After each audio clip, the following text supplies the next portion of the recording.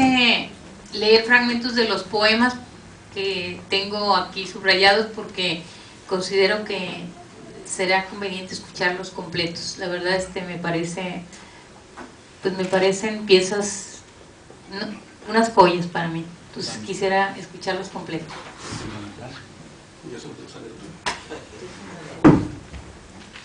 Buenas noches.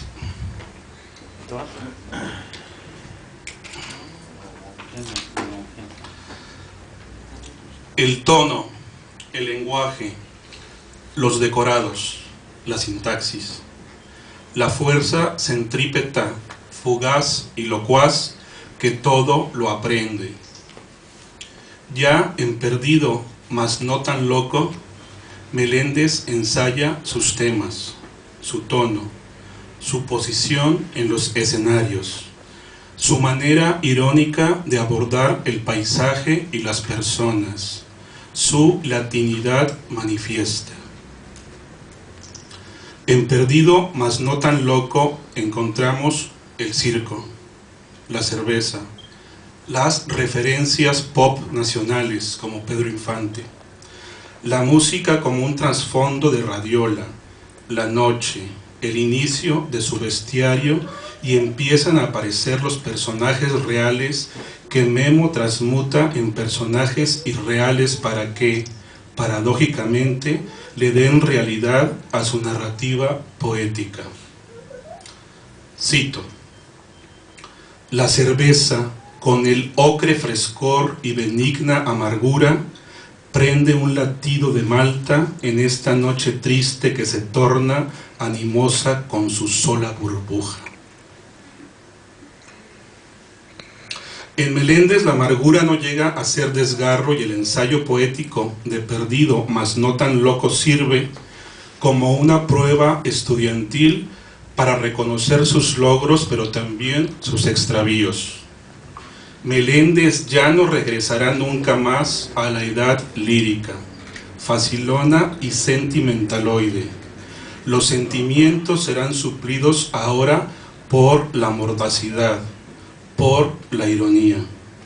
No más líneas sensibleras. Atrás quedó la cordura y ahora viene un Jacinto enloquecido. Memo pasa de la falsa erudición gongorina a recuperar la furia de la marginalidad, del verso estático al movimiento. De Perdido, mas no tan loco, solo se incluyen, desde una óptica rigurosa y crítica, 8 poemas en Ciudad del Náufrago, antología poética que comprende el periodo de 1978 al año 2000 y que fue publicada por el Fondo de Cultura Económica y Conarte. Meléndez así se entona. Cito: Gugu es el jarrón donde yacen las siempre vivas muertas, los no me olvides que parecen mensajes de un náufrago a su esposa que ya se siente viuda y recorre los bares en busca de marido. Gugu es el único hilo inteligible entre los orangutanes y mis ángeles, entre mi lengua y los filólogos que la confunden con tartamudeo, con el más primitivo dialecto. Germán Gess, a través del Lobo Estepario, le abrió las puertas a Meléndez a la literatura, pero sobre todo a la filosofía. Gess lo condujo a Nietzsche y Nietzsche a Schopenhauer, a Dilthey, a Eliade. El apunte irónico de Meléndez, el apunte poético, tiene un sustento de distanciamiento filosófico, de serenidad en sus tonalidades de media luz provocando penumbras. O madurez, si entendemos que Meléndez publica a sus 40 años cifra incierta. Un libro sin extravíos, el fin de la etapa de espejo del poeta, la ruptura con la autobiografía íntima y el paso a los otros territorios, los ajenos, para validarse públicamente. Cito: sería bueno dormir bajo los puentes arrullado por hierbas y cartones, mientras arriba la ciudad transita como hiena en busca de cadáveres. El tono del fastidio encuentra una nueva ruta porque Meléndez domina ya la sonoridad, esa sonoridad que en cifra incierta es casi endecasílaba. La poesía de Meléndez en arquitectura y sonoridad se fortalece. En un ajuste de cuentas de 1989, Memo escribe en el prólogo de Astillas de Arce: lo oculto se mostró, desconfié de las modas, el espíritu ocupó mi sangre, la música pronunció su sugestión, la literatura y la filosofía modularon mis arrebatos, y sin remordimiento me hice amigo de suicidas, alcohólicos y lunáticos. Desde Nietzsche a Gardel, 1000 voces perdurables penetraron en la mía, y canté sin aspavientos profundamente a pesar de la alaraca predominante. Y así me mantengo en el filo de la mesura y el desquicio. Soy un fauno incorregible. Pascal, Pound, Pavese y Pessoa son los soportes de la gran P de mi pesimismo.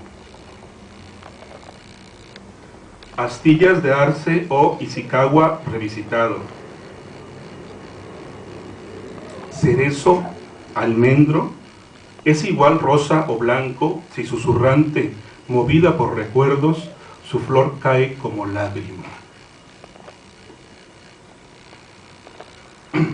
Los diarios poéticos, las memorias, los apuntes, los legajos de Meléndez empiezan a ser públicos.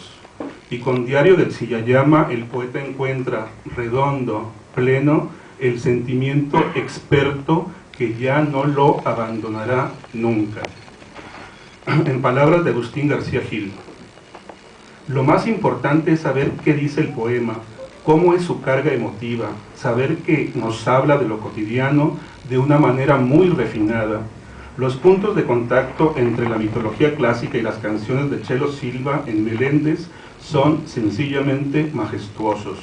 Hay que ver cómo este poeta ha amalgamado esas mitologías en una obra a la medida de su circunstancia. Eso lo vuelve, creo yo, poemas, eso los vuelve, creo yo, poemas únicos. Lecturas, filosofía, vómitos de infancia, Monterrey, los viajes y sus apuntes, las cartas. En un libro anterior, pero creo que publicado de forma posterior al Diario del Sillayama, Meléndez completa su estética descarnada bajo el nombre de La penúltima piel. Las crónicas y retratos llegan con Memorias del aljibe, una mordaz mirada de Memo a nosotros, sus congéneres. Al reírse de sus personajes, Meléndez trata de reírse también de sí mismo, pero sus crónicas son solo la excusa para desbordar su imaginación, para ensayar la hazaña y elaborar sus collages. Memorias del aljibe tiene su traducción pictórica en los collages de Memo, que son, bajo un humor desaforado, pura diversión. Cuaderno de la nieve es una síntesis, que no una antología, de los modos poéticos de Guillermo Meléndez. Ahí Meléndez combina su aprendizaje de la poesía oriental con su erudición clásica, actual, popular, y la cantina con la academia. Memo se encapsula, se sintetiza, ensaya en el laboratorio de la noche con todos sus hallazgos anteriores. Cito de un viaje habanero: gracias a estos esperpentos no pequé de indiscreto, y en la resaca el remordimiento no me clavó su gorgús. Me limité a beber y no pude externar mi desacuerdo cuando, como museógrafos de las letras, lo colocaron en la misma vitrina que Góngora y Carpentier. ¿Se acuerda? Su furia estuvo a punto de estallar. Creí que golpeando la mesa con su mano de ordenador, como Thor wagneriano, iba a gritar: «Coño, léanme, por favor». Si de niño Meléndez tenía pavor a los payasos, ese miedo lo exorciza con el circo romano que, dentro de su sobria arquitectura de 3 pistas, es también un canto desopilante. Apunta Carmen Avendaño sobre este libro. En primer lugar, porque un circo es el espacio idóneo para el encuentro de miseria y belleza, tantas veces conjurado en la obra del poeta. En segundo, porque el canto desencantado surgido de tal encuentro tiene ahí mayor resonancia.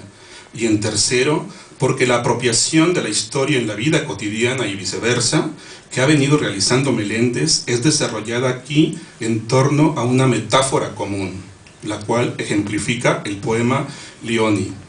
Ante nuestros ojos, el circo actual se traslada a la antigua Roma, señalando los orígenes de nuestra crueldad espectacular y despertando la pregunta por la diferencia del pasado.